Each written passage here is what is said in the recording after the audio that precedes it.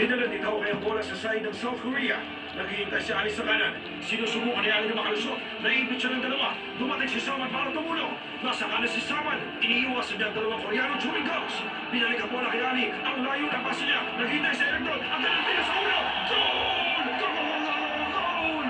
Talagang pinapainit ang Malaysiang labang ito. Magandang simula. Nagkaroon ng pag-asa ang lahat na matutupad ang pag-asa nilang makapasok sa Olympics. Magiging makasingsaya kaya ang gabi ito. Ipagdasal natin ang manatiling malakas si Eric sa kanyang laro.